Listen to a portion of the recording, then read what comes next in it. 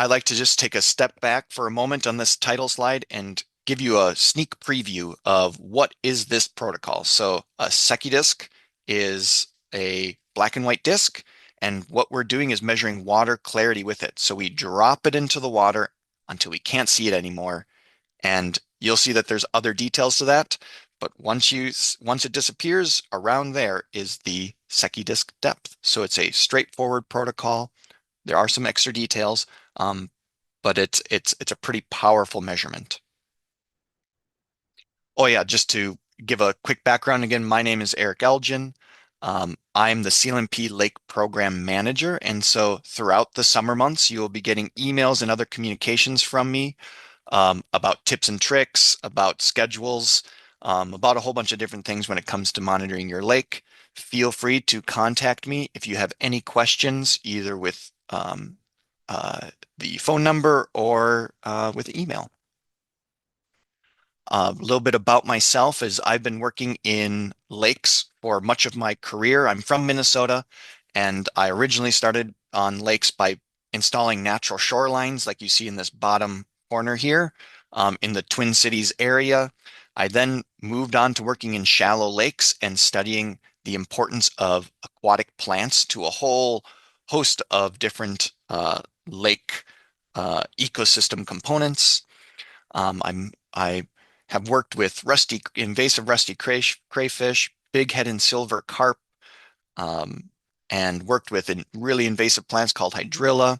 And then I moved up to Canada and studied shallow lakes again because I think they're a really cool ecosystem, and studied how food webs impact everything within a lake ecosystem.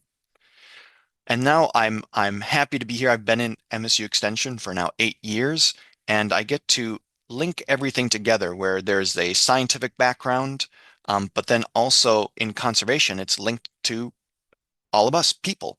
And as you can see in this right corner, now I work with the Cooperative Lakes Monitoring Program and other lake conservation activities today.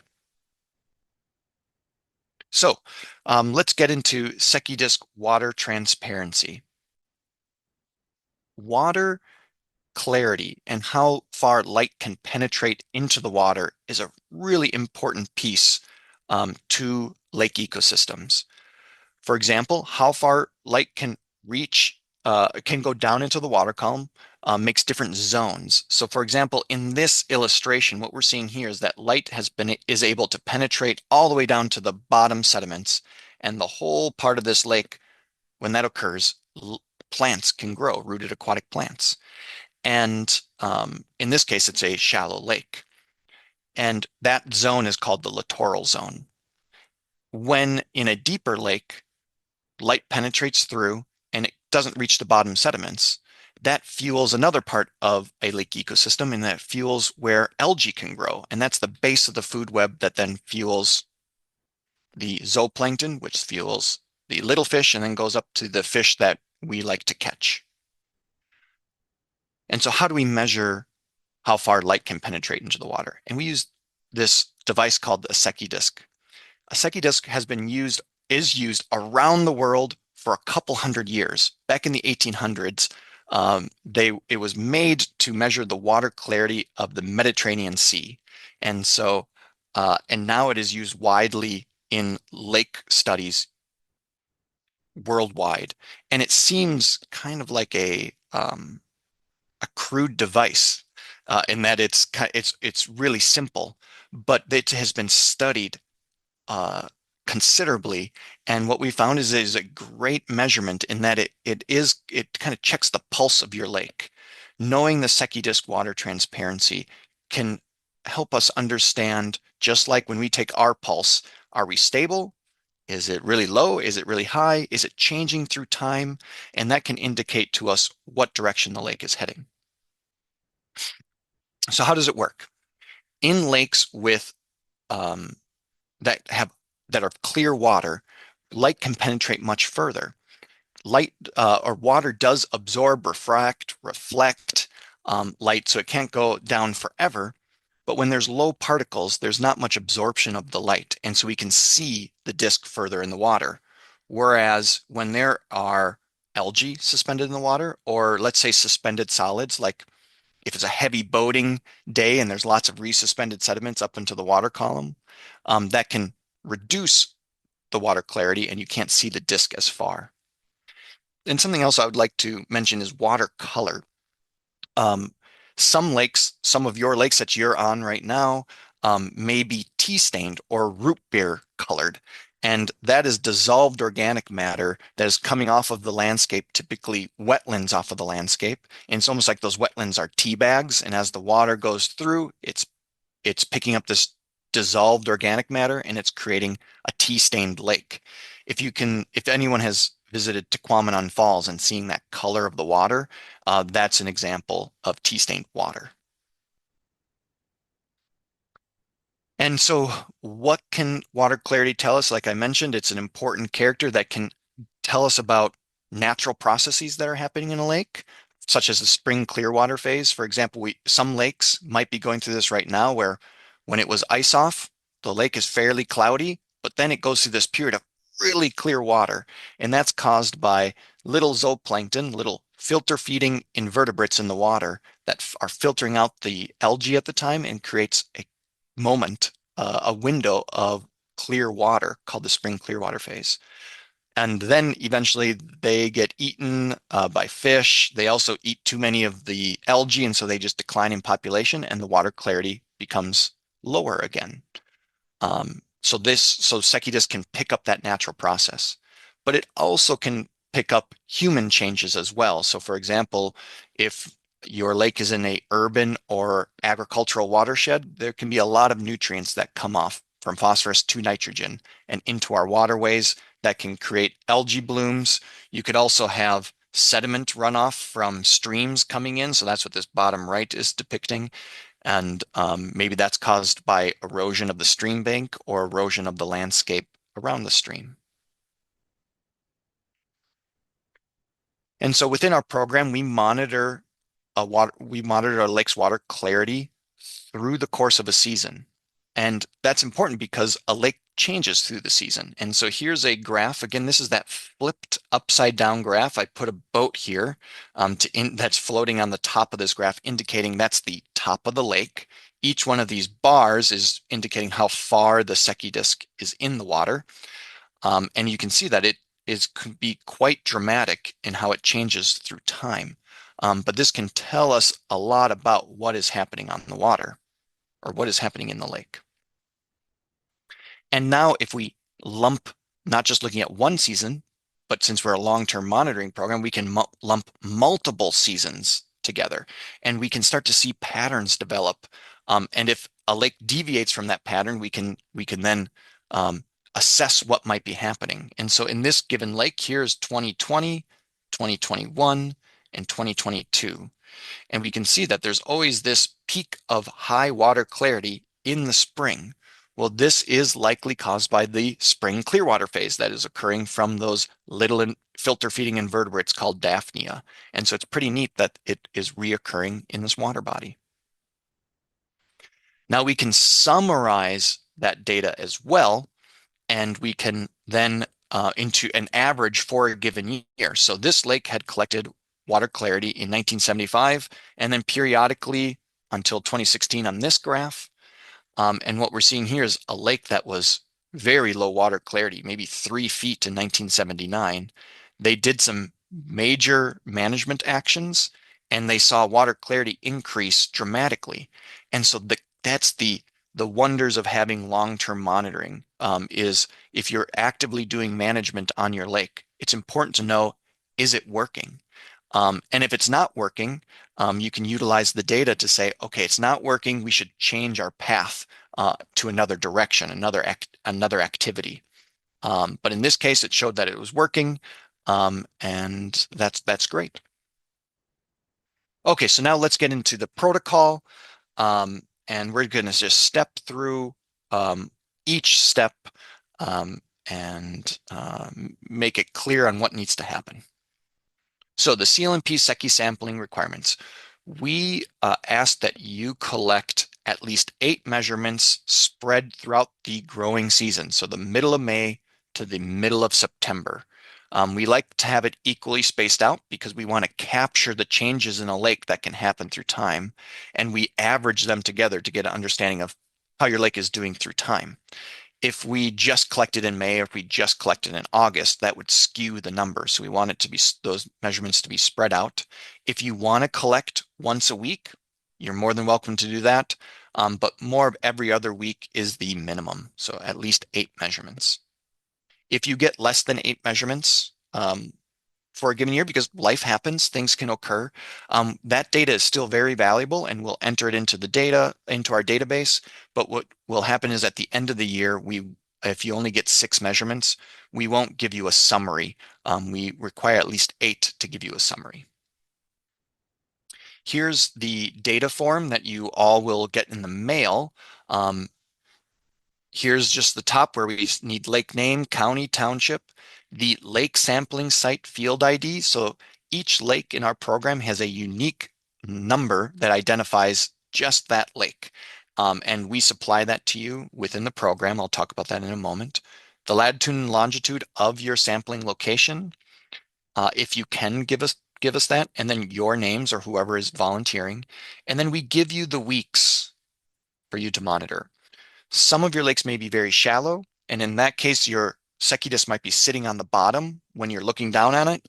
We still want that depth, that Secchi depth, but please write on bottom of lake in the unusual conditions. Again, just to put this point forward one more time is why do we want 8 measurements spaced evenly through the summer? And it's because our lakes change through time. This is a figure that's showing different types of algae. For example, these are nanoplankton. This is a lump called diatoms, and then green algae, and then cyanobacteria or blue-green algae. And through time, they might peak and or plummet. And so we want to be able to capture this dynamic change through time in a lake. So step 1, the Secchi disc water transparency is collected at the deepest part of your lake. We give you that that latitude longitude is connected to the deepest part of the lake. If what we give you is off, please contact me and we can have a discussion on if things need to change and what might be the problem. But anyways, you drift to the boat approximately over the deepest part of the lake. So we want you to drift over the deepest part of the lake because let's say it is a little windy and so you need to anchor so that you can be still. If you dropped the anchor in a shallower lake and the sediment got kicked up from the Secchi disc or from the anchor, it would cloud up the water and it would skew the Secchi disc reading. So we'd like you to drift in to the location, to the deepest part. Here's what I mean by where to monitor and finding the deepest location. We give you the field ID. So for Cedar and Alcona, the field ID is 010017. Here's the latitude and longitude of our sampling location, which is representative of the deepest part. If you need help seeing where the deepest part is with a map, you can type in Michigan DNR lake maps within Google or any other search engine, and you can search by county and find your lake. And what you can find is there's the deepest part of the lake. This is called a bathymetry map, which is essentially the topography of a lake. And you can see there's a 20-foot hole, but here's the 25-foot hole that we would like it to be sampled. To find this document, go to MiCorps.net, go to Lake Monitoring, and then CLMP Documents, and you'll find it there. Okay, step 2. On the shady side of the boat, slowly lower the disc until it disappears from view. We choose the shady side of the boat because if you're on the sunny side, there can be too much reflection on the surface of the water. And so if you're on the shady side, that's the consistency we want. So now you are on the shady side of the boat. You lower the disc into the water until you can't see it. Note that depth at the water level. So where the water intersects the tape measure, that's where you would measure that number. So just note it. Step 2, slowly raise the disc until you can see it again. So right when it appears, note that depth. On step 4, The official measurement is you average those two depths and you record that number on your data. That's the number you record on your data sheet. And making sure to round to the nearest half foot. So that's important because our eyes are slightly different from one another. But when we round to the nearest half foot, that helps get rid of much of the error that occurs between individuals. Um, and so a couple things, that's the protocol. A couple things to remember is don't wear sunglasses. So if you are wearing polarized sunglasses, um, you will be able to see further into the water. But let's say in 10 years, another volunteer is collecting water clarity using our protocols, but is not wearing sunglasses. That would now skew the measurement and they're not apples to apples. And so our protocol, do not wear sunglasses when you're collecting Secchi disc depth. Also remember to emphasize, pick the shady side of the boat so that we can stay away from the reflection off of the surface or minimize that. And be consistent with weather and timing as much as possible.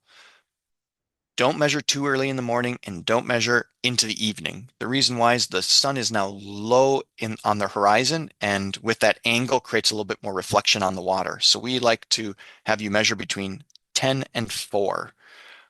Sunny, calm days are best. Calm is just because it makes it easier to be out there because you're dropping this and you want it to be vertical.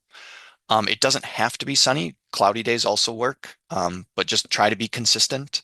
Um, and and do not measure, let's say it's 4th of July on your lake and people have been cruising around on it all day. As many of you have probably experienced, there's a lot of sediment that can be kicked up during that time.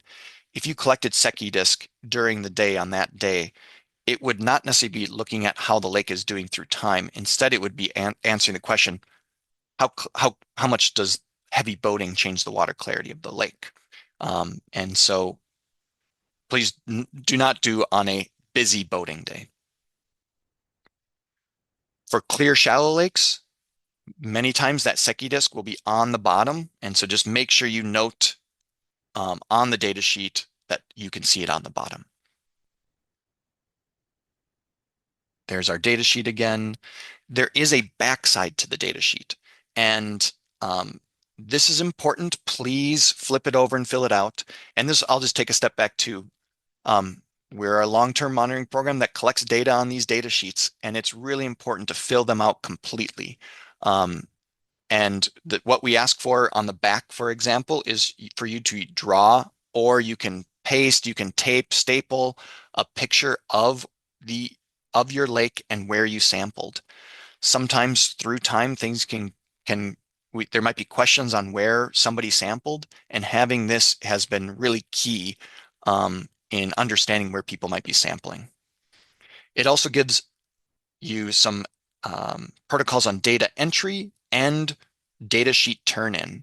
So we do ask at the end of the season for you to submit your Secchi disc data sheet to us in the mail is one option, or you can scan or take a picture and send it to us via email. Like Joe emphasized in the beginning, is that we do encourage all of you to enter data. You can enter your Secchi data. Once you get off of the lake, you can start to enter it in. You can also hold your data sheets and enter it at the end of the season. But all of that does really help move us along so that we can get summary reports to all of you in a meaningful time. And just to show where you go, this is our MiCorps.net, our website. Move your cursor all the way to data exchange and move down to enter data and click there. If you're curious about your data, you can go to either the data exchange, which I have put the link in already. For that, you can look there, or you can see if they're the latest summary report, which we call an individual lake report. You can click on that and scroll down through counties and find your lake. So you collected all this data. We'll be getting into the database as soon as possible, or as soon as you enter the data. We do quality control on it. We look it over. We do some reviews and comparisons, see if we can find any errors. And then by early 2026, we make summary reports for all of the lakes involved. And in that, here's what one of the graphs will look like. So for Secchi Transparency, for example, this report was from 2022. They collected 17 readings. The minimum was 13, the max being 26 feet, that is, so 13 feet and 26 feet. We give you the average and the standard deviation, kind of talking about the spread of points. And then we convert that reading into Carlson's trophic status index right here at 36. We give a whole lot of information on what this data means. We compare it to historical data within your lake and then other CLMP lakes. And then we give you the graph through time on how your Secchi transparency compares to previous years.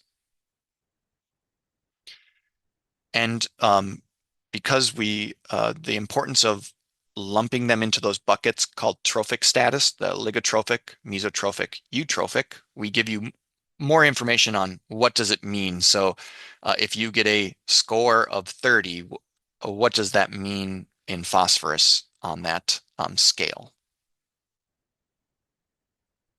And I just want to mention now the power of long-term data. Here's a lake that had collected in the 70s and 80s, didn't collect in the 90s, and then collected again consistently in the 2000s. So there's the power of long-term data to understand how a lake is changing. And since all of our data is public and held within this database, it's a great place to be able to manage your data and make sure it's there for safekeepings. Here's another example of they collected just for a few years in the late 70s, early 80s, and then again in 2000s. But now, even with that, we can see that the water clarity in this lake, Perch Lake Otsego, has actually declined from around 13, 14 feet to maybe 11 feet on average over the course of a couple decades. So to finish off, this portion of our training today, we did create new procedure videos that you all can find on our website. Joe mentioned those links in her portion, and we're going to watch this 3-minute video, and this is accessible at all times. So if you need a review during the summer, feel free to find this on our webpage. And I hope it works. There we go. Hi, my name is Tamara Lipsey, and I'm an aquatic biologist with the Michigan Department of Environment, Great Lakes, and Energy. Today, we are going to demonstrate how to use a Secchi disc to measure water clarity in lakes using the protocol from the MiCorps Cooperative Lakes Monitoring Program. Plan to measure water clarity every week or at a minimum every other week from mid-May to mid-September. Plan to take your measurements between 10 a.m. and 4 p.m. Taking a measurement at any other time may result in an inaccurate measurement. Before you head out on the lake, make sure you assemble all the necessary equipment and fill out your data sheet on the front and the map of the lake on the back. You will need your Secchi disc, safety equipment, data sheet and clipboard, pencil or permanent ink pen, and an anchor in case it's windy. Once you have your equipment, proceed to your monitoring location, which should be over the deepest part of the lake. If there is any wind, the Secchi disc will not go straight down, and you will not get an accurate measurement. In this case, drop your anchor right before you get to your sampling location and drift in. Now remove your sunglasses and move to the shady side of the boat and begin to lower the Secchi disc into the lake until it disappears.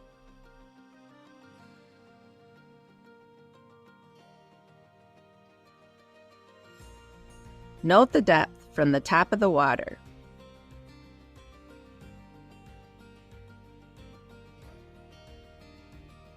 Then raise the Secchi disc until it reappears and note that depth.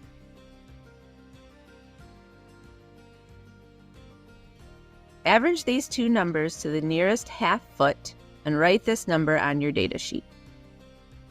If your lake is clear and shallow, your Secchi disc may still be visible while sitting on the bottom of the lake. In this case, record the depth on your data sheet and write on bottom in the Unusual Conditions column. And there you have it. You have measured Secchi disk depth. To learn more about the MiCorps Cooperative Lakes Monitoring Program, visit us at micorps.net.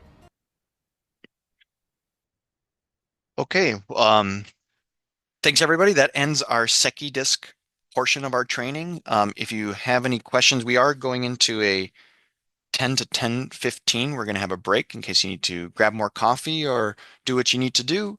But if I can take some quick questions over the next 5 minutes.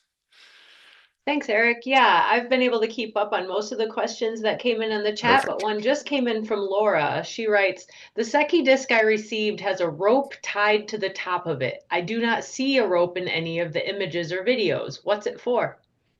So we got some Secchi discs that were quite heavy, and the concern was that it was going to stretch the tape through time, and so therefore create inaccurate measurements. And so that rope has been added to give support. So when you drop it on down and lift it up, have both things go down, and then if you're starting to pull up more, use that rope to help support the tape measure part of the Secchi. Thanks, Eric. That's the only question that came in there at the end. I did have one conversation in a private chat with someone, so it didn't show up in the notes, and that was about enrollment fees. And they were asking for a little kind of a reiteration of what those are. Could you talk about enrollment fees real quick? Yeah, so each of our parameters have a small fee associated with them, and that helps with the running of the program and the running of that parameter. So for example, if you would like to enroll in Secchi Disk Water Transparency, that is a $30 fee. If you want, and that's part of the enrollment process, is that you will create an account, you will choose your lake, and then you will choose your parameter, and you can pay online either immediately or you can have an invoice link sent to somebody else, let's say your treasurer at your lake association. And so each of those small fees are helping the program run as well as offset some of the costs that are associated with that. Thanks, that's very helpful. All right, I think we've reached the end of the questions. So as Eric mentioned, we're on a short break in the agenda right now, and we will resume at 10:15 with a discussion of spring and summer phosphorus. We'll hang around a little bit just in case any other questions come in, and one did. Patsy asks, I haven't received my Secchi disc yet that I ordered. When do you think I'll get it? You should be getting it in the next couple weeks, I should say in the next week. So Jean Roth, who is our person who sends everything out, I was just talking with her and it'll be sent shortly. If you don't receive it by May 10th, please contact me. Yeah, that's the great thing about our program, you know, being run by a team. There's always somebody who can accept your questions and help you with any questions that you might have. And if you are, you know, unsure about a protocol or how to get signed up or confused about anything, although we have a lot of great resources on our website, you don't just have to, you know, manage your way through all that content. You can just reach out to us. Give us an email, give us a call. All of our contact information is on the website. And we even have a general email address, micorps@msu.edu, that if you're not even sure which person to ask, you can send your question there and we check that account every single day. We had another question that came in, and I'm not sure I fully understand it. The question is, what are the 3 depth regions again? I'm wondering if maybe Patsy's thinking about the trophic states, maybe, or Oh, yes. yeah. Yeah. Okay. So those 3 are so going from low nutrients and low algal growth. So it's oligotrophic. Then as we have more nutrients and more algae, we have mesotrophic. And then as we continue on, we have eutrophic. If a lake gets heavily polluted and there's major cultural eutrophication happening, you can become hypereutrophic. But let's hope there are no lakes on today's training that are hypereutrophic. Laura asked if it would be helpful to add the two other lakes in her area. I think she's already maybe looking at one. One is connected to my lake via an overgrown canal. The other is perhaps connected by the groundwater, but she can access all three of them while paddling. Well, Laura, that's totally up to you. It's great that you're working on the lake that you have already enrolled. If you want to enroll those other lakes, that would be great because as a connected water system, there's definitely connections. But we want to make sure that that can be a lot of work depending on what you're all signing up for. And maybe one thing to do is try to get some folks on those other lakes, if you know anybody, to come out with you and maybe inspire them to join in either this year or next year. Yeah, we're always open to having more lakes in the program. One piece of advice we do give to folks that are interested in expanding the amount of involvement that they have is, don't overwhelm yourself, right? Because all of this monitoring does take a little time. So Erick's suggestion of finding friends and neighbors who might be willing to help out is a really good one for all of this monitoring, even if you're only on one lake. As Erick said, life happens. Sometimes we can't always get out there. We're not always at the lake. Travel or things may take us away. And having a neighbor or a friend who's equally interested to kind of be your backup really helps. And also, it's just fun to go together, right? And it's safer to be on the boat with more than one person, just in case something happens, or just if your boat motor quits working or you drop your paddle, it's helpful to have somebody else out there with you. So the more the merrier for all of this. And then I should also mention, and for Laura, those lakes may be in our program already. And so you can reach out to me and ask, give me those lake names and the county, and I can look up for you if there are active volunteers in our program on those lakes. Yeah, great point, Erick. We have, as I mentioned before, we have over 300 lakes in the program now. And then, of course, there's programs, lakes that may not have been monitored in the last few years, but have historical data. So if you dig back into our database, I think there's a bit over 1,000 lakes in the Yeah. database that have some data. Maybe it's only from back in the 70s for some of them, but it's kind of fun to go back there if you're just exploring the CLMP to go in there and see if there's any historical data on your lake. You may find that, a few decades ago, somebody was out there working with this program, which is really cool, to be a program that's got over 50 years of history. We have a lot of information out there. There's a lot of data that, some folks may not even know is there. So that's great. And yeah, it looks like Laura may be adding some additional links. So we love seeing that. That's great.